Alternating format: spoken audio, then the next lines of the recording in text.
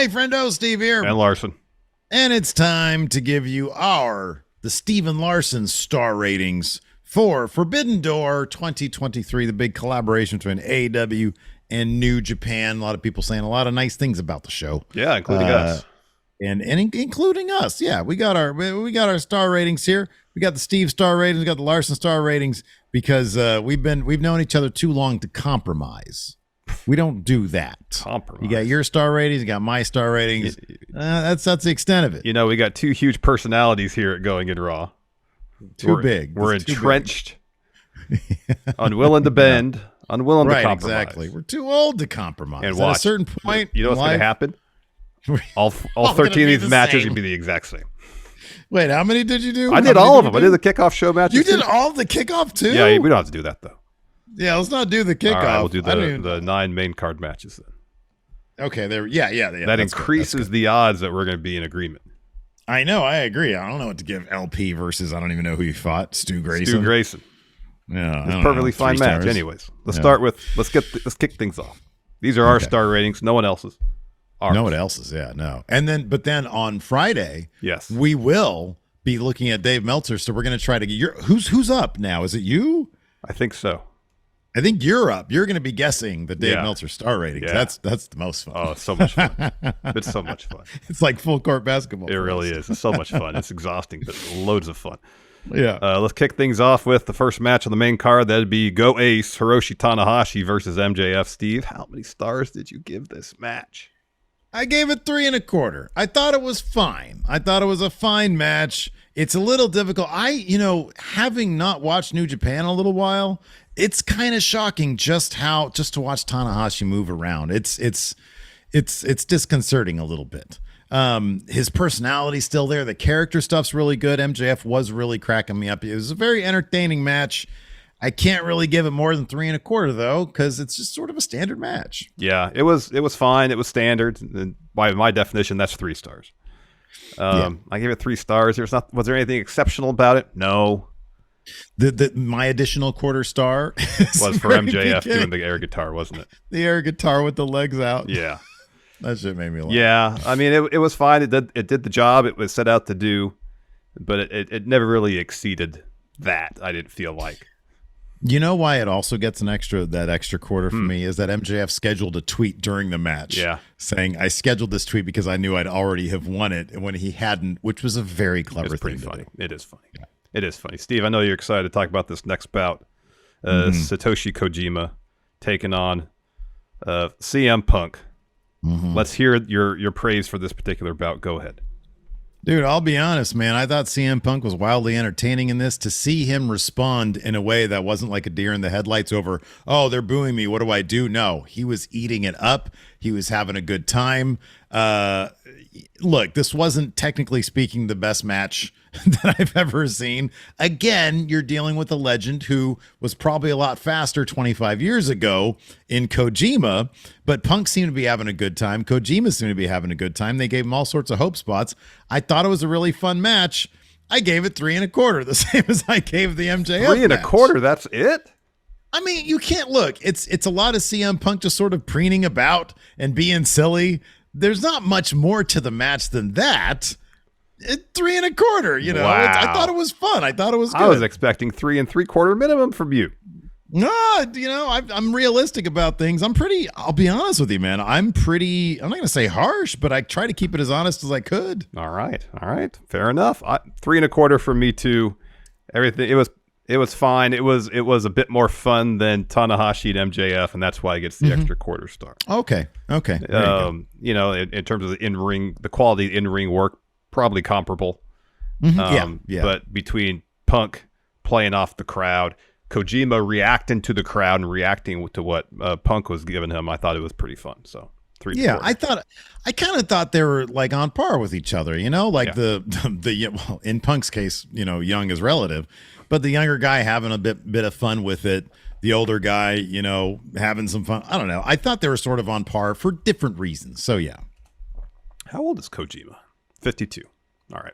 Yeah, that makes sense. Yeah. Yeah. Next match. High grade I'm expecting here from both of us. Orange Cassidy versus Zack Sabre Jr. versus Daniel Garcia versus Katsuyori Shibata International Championship 4-way bout. This match was spectacular. From a technical standpoint, it was really, really good. It was wildly entertaining. True. I mentioned this during the recap. They managed to incorporate like funny bits that weren't necessarily jokey. They were just really clever in their implementation, and they still relied on in-ring action, not, hijinks. Yeah, absolutely. And then you got Garcia there dancing. I gave this 4 3/4. I thought this was wildly entertaining. Wow. It was a really fantastically paced match. The finish fit into the story they're telling with Orange Cassidy. I thought this was really good. I know. I agree. That is a really, really high score. I gave it 4 1/4, which I think is a really, really good. I think it's You are a really being harsh. good. Wow. I think it's a really good rating, man. I thought everything you said is true. I think that this was very personality driven, but also very physical and very snug. And he sees Zack Sabre Jr. in the ring, and he's so fluid and he's so good, and everything Shibata does. I thought it was really good. I also thought, a bit of a foregone conclusion. I figured I put a lot of channel points on Orange Cassidy because I knew he was going to win. I knew who was going to eat the pin. So in terms of getting it to that next level where I would have given it 4 3/4, I would have needed to see some doubt in my mind, like, oh my God, somebody else is going to win this and it's going to go down to it. It's going to be crazy. And I didn't really get that. So I gave it 4 1/4, but I loved this match. I thought it was amazing. It was really good. Let's talk about this next one for the IWGP World Heavyweight Championship. Jack Perry, Jungle Boy, taking on SANADA. What'd you give this one, Steve? 3. Not gonna say anything else. I'm gonna give you the same. Look, I like both these guys, but complete foregone. This match basically existed for Jungle Boy's heel turn. Exactly. It was a serviceable match. It was good. Nothing extra to it. Sonata's a lot of fun to watch in the ring. Jungle Boy's really good to watch in the ring, but you can't really say anything more than really good for Jungle Boy, or maybe even Sonata. I've yet to see a Sonata match. I'm like, oh my God, did you see that Sonata match? You got to watch his match against Zack Sabre Jr., like the G1 opening show they had in Dallas. That match is awesome. If there's ever been, though, a Sonata led, like Zack Sabre Jr., he's one of my favorite wrestlers right now because he can do anything, and his shit talk is amazing. And I love the opportunity that Sonata's been given because I think it's a long time coming. Mm-hmm. But like this match shouldn't have even happened in the first place because Jungle Boy he's got no place in an IWGP title match right now. So I gave it 3 stars. Yeah, I gave it 3 stars too. It as you said, it existed to motivate Jungle Boy's heel turn at the end. The match was a kind of a formality in that respect. We all knew Sonata was going to win. Perfectly fine match, lacked drama, but executed perfectly fine. 3 stars. Right, yeah, executed perfectly fine is probably the log line here. You know? Next up, 10-man tag team action. You got the Elite, Young Bucks, Hangman Adam Page, Tomohiro Ishii, Eddie Kingston taking on the Blackpool Combat Club, Shota Umino, and Takeshita. As we see with a lot of Elite tag matches, especially whether it's 6-man, 8-man, 10-man, whatever, chaos kind of reigns. It's kind of controlled chaos. Yeah, the Blackpool Combat Club, especially. It's all out chaos. There's a lot of really fun bits in this bout. I thought both Takeshita and Page had awesome showings here. They did, yeah, very snug. I gave it 4 1/4 because it was a lot of fun. The reason I didn't give it a higher rating is because I kind of wish the Mox Eddie story directly played into the finish of the match. The finish of the match kind of came. It was pretty sudden. Yeah, it was. With Ishii hitting Wheeler with the Brain Buster to get the win. I was really hoping that, like, if Eddie had pushed Mox out of the way and that directly set up the finish, then you got some serious drama there. And I thought the only thing that was lacking here was drama at the finish. Otherwise, tons of fun. I agree. I gave it 4 stars. I'm not that far off from you in that I thought it was tons of fun. But yeah, you're absolutely right. If they had focused a lot more on the Eddie Mox Claudio situation, which they focused a bit on that, but I thought that should have been the central drama of the match. And in fact, I think one of those people should have been pinned by the other one in this match. I thought that Eddie probably should have taken the pin if they were going to have the Elite lose, which they obviously didn't. But the idea of maybe Mox after Eddie helps him, Mox kind of looks the other way on Eddie for the finish of the match and Eddie ends up getting the pin on Claudio. I thought that could have been really interesting or something involving that. Yeah. Otherwise, a really spectacularly fun match. 4 stars. Yeah. Next up for the AEW Women's Championship, Willow Nightingale taking on Toni Storm. Steve, what'd you give this one? I gave it 3.25 stars. I thought they could have given it a lot more time, especially they gave Kenny and Ospreay probably 10 minutes that they really didn't need because that was a 40-minute match. Yeah. But I thought they could have done a lot more. Again, it's a matter of, did I ever believe Willow had a chance of winning this?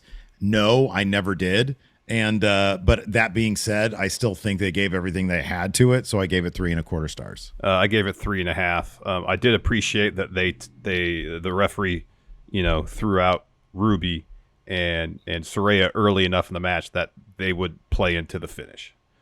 So we wouldn't have some crazy overbook thing. I mean, Tony still had to cheat to win, but it wasn't a situation where it was due to interference. I appreciated that. Awesome showings for both Tony and Willow. If they'd given this 5 or 8 minutes more and really let them showcase what they can do in telling the story over a longer period of time, probably would have given it 4 stars, if not higher. I thought this was really good. You're right about the lack of drama in the finish, but also, more time. Let them tell the story. More time. Dude, even if Willow had kicked out at the finish of a Storm Zero, she's the New Japan Strong champion. I know. You need to make her a little extra better. You know what I mean? Yep. And so even if she kicks out at that finish, but she's still out of it because Storm Zero is a devastating standard pile driver, Toni Storm hits another one on her, and then maybe we're talking, but it takes, oh my God, it took 2 at the finish to beat her. Yeah. Then we're talking, but that didn't happen. Exactly. All right, let's move on to this next one. Kenny Omega versus Will Ospreay for the IWGP US Heavyweight Championship. Really, there's only 2 criticisms I can levy against this match. It was a tad long. They could have shaved 5 or 10 minutes off. And personally, I didn't need to see Kenny get dropped right in his head. But it's what everybody's talking about. I know it is what everybody's talking about. Otherwise, there's basically nothing to quibble about when it comes to this bout. They built up to the high spots. It was brutal. It was bloody. They told a great story, all the references to the Wrestle Kingdom match. In a lot of ways, this is what I really like about pro wrestling, is that it felt like a believable fight, and they told a story that referenced their history. I didn't really dock it for the length. I didn't really dock it for can you get dropped to his head. This is right up there with a match of the year contender with the Wrestle Kingdom one. I gave it 5 stars. So the only reason I didn't give it 6 is because of the length.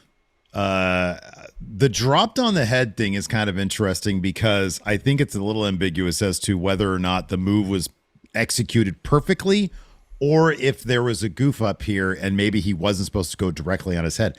I think these 2 guys did that completely and totally on purpose. I think they executed this move where Kenny gets dropped on his head the way they wanted to. I really believe that because I think they wanted a moment that everybody talked about and they know the risks involved and Kenny knows exactly what to do to make sure that he's not going to paralyze himself.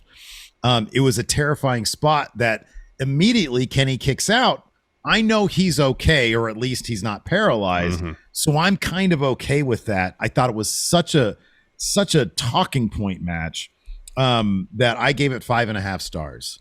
I loved it. I do think that, I mean, it might be a little bit of a contradiction saying you could have shaved the first fourth of the match off because I don't think you needed the getting to know you part. Once you're 10 minutes into the match, oh man, it kicked up a notch and it never let go. That the finishing 10 minutes of this match were like some of the best 10 minutes of wrestling I've seen since Omega was taking on Okada. It was absolutely phenomenal. So I think this is the highest number I've ever given any match. I gave this 5.5 stars. This, I'll have to go back and look at the Wrestle Kingdom one. That might still beat this one. But if so, it's only because that one wasn't as long as this one, I don't think. I still feel like the other Wrestle Kingdom one I felt like was pretty long, but I don't know if it's 40 minutes. I'll look that up while we talk about this next match. Lay Suzuki Gods, Jericho, Minoru Suzuki, Sammy Guevara, taking on Sting, Darby, and Tetsuya Naito. Steve, what'd you give this one? This match was kind of a mess. And it was still really entertaining. It was nice seeing Naito there. And Suzuki's always a lot of fun. The interplay between Jericho and Suzuki wanted a piece of Sting so bad. Jericho saying, tag me in, and Suzuki says no a couple times. There was a lot to like about this match, but again, you got a 64-year-old in there with Sting, and he's like missing the table spot with Sammy Guevara, and then he gets right back up. That was confusing. There was a bit where Sting had a Scorpion Deathlock on, and Sammy Guevara hits him with like a cutter, and it just looked awkward and kind of gnarly. I gave it 3.5 stars because I can't call this a standard match. Did you give it a lot less? Oh yeah. Oh wow. 3.5? Yeah, I gave it because I thought it was really entertaining. It was just kind of messy. It was really messy. So Kenny versus Ospreay at Wrestle Kingdom went 34-38. So about 5 minutes shorter. That would have been the perfect length for this match right here. All right, Steve. Been. Yeah. Hold on to your socks. Okay. This match was an absolute mess. It was an absolute mess. All right. It seemed like for large portions, no one was on the same page here. Yeah. And the central story that they needed to tell in this match, the beef between Sammy Guevara and Chris Jericho, involved one spot, and it didn't go exactly as planned.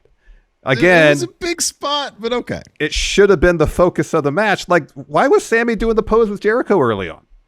Yeah, there should have been some hesitation there, at least if he's going to do it. Like Jericho's like, get down here and do this. At least give me that. Yeah, right. The finish again kind of came out of nowhere. It didn't play into the central story this match was supposed to tell. Yeah, right. I gave this 1.5 stars. I remember at the end of it, I was like, what the hell was that? I love it. 1.5 stars. Did not like it. Did not like it. See, I don't know, man. I'm an agent of chaos. If I'm entertained in a good way and a bad way, maybe I shouldn't reward that. But I do, because I was like, man, what the hell's going on in this match, dude? Sting just eats that. It's funny though, because like during the actual live stream while we were watching it, I didn't realize just how much that table spot Sting ate. He ate the entire table spot and got right the fuck back up. Yep. I thought he had sort of. I thought because he's wearing all black and it's all dark down there, I thought he had sort of half rolled off. But then I watched the replay. I'm like, oh my God, he ate that entire 630 and then got right back up. He was starting the motion of rolling off the table basically right as Sammy was making impact. Yeah, exactly. So, yeah. Yeah. Oh, that's hilarious, man. I love it. Then we get to our main event, Bryan Danielson taking on Kazuchika Okada. If you go by the audience reaction of this match, it won't get high ratings because a lot of people at the end of a 5-hour show, after like the brutality and the emotions of Kenny versus Ospreay, seemed a bit tired. A lot of yawns, a lot of people antsy on their feet. Yeah, like the brilliance of Okada matches, especially, is from a storyline perspective, they're usually very simple, but they're executed like poetically. And this was no different. This was Danielson working Okada's arm and then using that down the line to get the win, having Okada tap out. Did it have the spectacular flourishes of Omega versus Ospreay? No. Did it have even the storyline of Omega versus Ospreay? Not at all. But especially if you take into account Bryan Danielson breaking his arm with 10 minutes left in the bout and gutting through it. And the sequence towards the end, not the actual finish, where they're countering each other back and forth. Is this the best they can do? Absolutely not. No. And I would expect another match somewhere down the line where they will really bring it. And who knows how much of the finish was changed or altered because of Danielson's injury. And maybe I'm biased here because these are two of my favorite wrestlers ever. Yeah, sure. I gave it 3 3/4 stars. I thought it was a really good match. Was it exceptional? Maybe not, but it was really good. That's not far off from me. I've got 3.5 stars for it. And everything you said is absolutely true. You have to ask yourself, what would that last 10 minutes have looked like had he not broken his forearm? That's a big deal. Yeah. That's a really big deal. So I have no idea what that finish would have looked like. Their reputations preceded themselves coming into the match. So automatically, if they're doing normal moves, you're thinking to yourself, oh man, this is good because it's Okada and Danielson. So that actually does enhance the match, their reputation. But when you actually get down to it, it wasn't nearly what it could have been. It had a really weird spot where Okada decided to pick Danielson out because he realized that he was, playing injured. He was playing convulsing, and the doctor just sort of backed off, and then Okada gives him a Rainmaker. And so there was some weirdness, and I'm sorry, like, you can look at this match in a vacuum, but you also kind of have to look at it through the lens of it was the last match on a really long card with too many matches. And you look at the crowd response, and it's like, man, they're all tired. Everybody's just tired in there, and so that didn't do it didn't do any favors. I'm looking forward. I really do hope they do this in Tokyo Dome come January, and we get like a proper 5.5 star match because I firmly believe these guys could have had that. So I gave it 3.5. I'm pretty much with you. I agree with everything you said. Docked it a little bit more than you did, just because. I think that it was a match that had the last 10 minutes. One of the guys had a broken forearm. And so you can only do so much. He's holding it like this. Kevin Kelly's calling his arm a passenger. That's it is what it is. And that's where we are. But I'm really looking forward to seeing if these guys mix it up again. Definitely. Well, there you go. Let us know what you think. What are your ratings for these matches? Do you drop your ratings with us? In the comments do you disagree? Below. Yeah. On Friday, we'll be dropping our response or reactions to Dave's star ratings. Are you listening to a lot of Observer Radio, getting in his head, figuring out what he's thinking? I just like hearing the one sentence blurb before where he kind of editorializes his thoughts on the match. That's what I like the most. Literally, every pay-per-view cycle, reacting to Dave's star ratings is my favorite part of it. Yeah, no, absolutely. I agree. Anyways, that's going to do it for this episode of Star Rated. Like Larson said, leave them in the comments. Hit that subscribe button, like button. Until next time, we'll see you around. Goodbye.